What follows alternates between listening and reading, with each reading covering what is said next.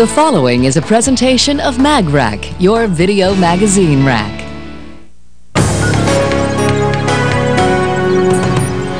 Learning language. For any parent, it's an unforgettable moment. The day an infant child says its first word. But how does a human baby actually acquire language? In a remarkable series of experiments, a researcher at Dartmouth has begun to unlock secret lessons in the way babies babble. What she has found suggests that language and speech are two distinct neurological functions. It's a controversial finding with enormous implications. Babbling. It sounds the same in every language. It has its own timetable, observed by practically every child.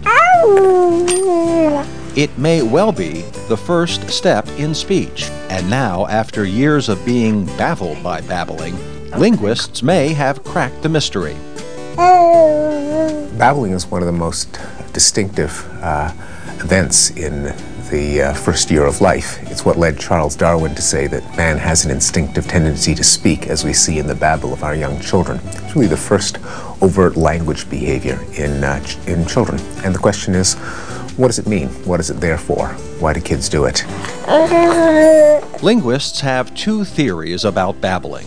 One is that babbling is simply motor activity, a way to exercise the muscles of the mouth and tongue. The other theory is that babbling has nothing to do with the mouth. Instead, it's a crucial step in learning a language. Hi, I'm Laura Ann Petito. Dartmouth psychologist Laura Ann Petito set out to settle this debate. Are you excited? By studying an unlikely population, the speakers of sign language. Sign languages are a wonderful natural experiment. They are real languages, but it's not based on sound, it's on the hands. Sign languages provide us with a way to look at the core structures of language independent of whether they're being expressed on the tongue. In the early 1990s, Petito and her colleagues at McGill University make an intriguing observation. Deaf children who grow up with parents who use sign language seem to babble, not with their mouths, but with their hands. This is a movement that she has seen in the signs in the world around her, which involves a rolling, flapping at the wrist. So, for example, a sign that she probably has seen a lot is a sign "don't want," as in, I don't want to eat, don't want, don't want. And we see her producing this segment. The observation of sign babbling makes the cover of Science, but Petito isn't sure exactly what she's discovered. Is it just an extreme adaptation to deafness, or a more general window into language? She needs to probe further. She needs to find out how hearing babies would respond under similar conditions. So she searches and finds an unusual group of babies. These babies hear normally, but they're being raised with sign language by their deaf parents. The deaf parents have made the decision that their children were going to be exposed to their native language, their natural sign language, and that later the child would be exposed to the spoken majority language. This was an extraordinary group of children. We were quite lucky to find them. Petito's team, including David Ostry, Siobhan Halakwa, and Lauren Sergio, attaches light-emitting diodes to the baby's hands. They then use a system called OptiTrack to precisely monitor the baby's hand movements. For comparison, they do the same with a group of babies being brought up by speaking parents. The results look like the hand movements on this demo.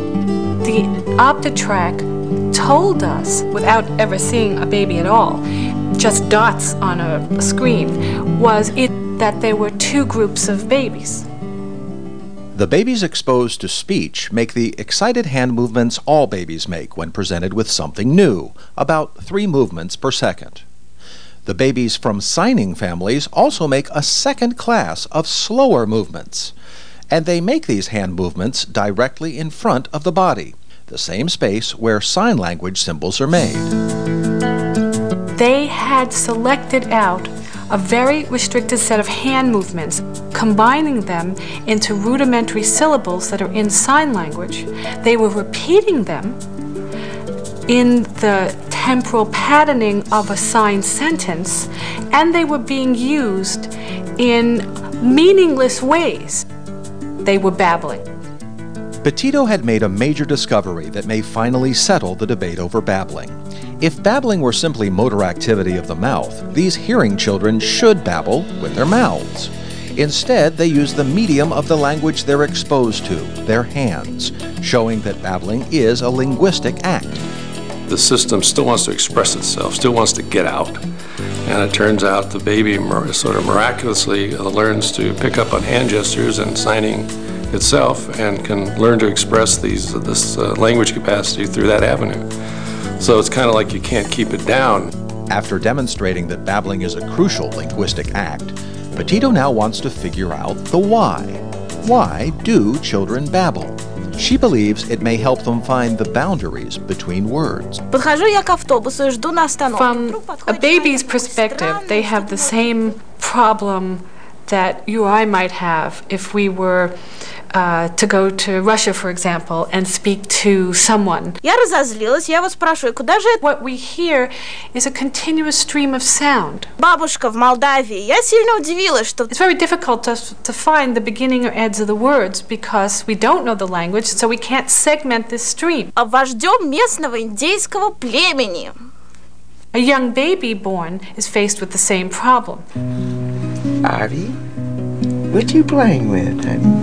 Petitto believes babies solve this problem by fixing on the short building blocks of language, syllables, and then experimenting with them through babbling. She finds support for her theory in the OptiTrack data. Sign babbling occurs at the rate of about 1 movement per second, the same length as spoken syllables. It seems that your child comes into the world finding salient, delicious, attractive, these bite-sized nuggets of about a second long. And so a sensitivity to a particular rhythmic envelope, let's say about a second long, could let the child discover the basic units that they need to build the words of their language. And to be able to hear that when a mom says, "That's a ball, look at the ball," to be able to hear ball. When you write a language like English, you see spaces between the words. There's nothing like that in speech. Yet we know that children end up knowing what the words are. They end up knowing in general where the word boundaries are. Work like Petitto's on sign language that shows that babbling is reproducing the chunks and the rhythmic patterns of the speech to which the kid has been exposed, makes it clear that the information necessary to figure out where word boundaries are from the rhythm is there. Children have done that level of analysis. Petitto's work is taking the mystery out of babbling, and her discovery that babbling occurs in all children, hearing or deaf, speaking or signing, strongly implies that this is one aspect of language that is innate. Babbling is part of our biological endowment. What it does suggest is the developmental sequence of language where you have babbling around the middle of the first year of life, and the first words around the first birthday, first word combinations around a year and a half. That seems to be on some developmental program that doesn't depend on how you get your language. So it suggests that there is a sort of central ability or engine or instinct for language. There it is. Babbling is part of nature's toolkit. It's what nature gave the baby to discover the elementary units of their target language, to figure out how they have to be sequenced, to actually find them in the first place, to crack the code of this very complex signal that they're being confronted with.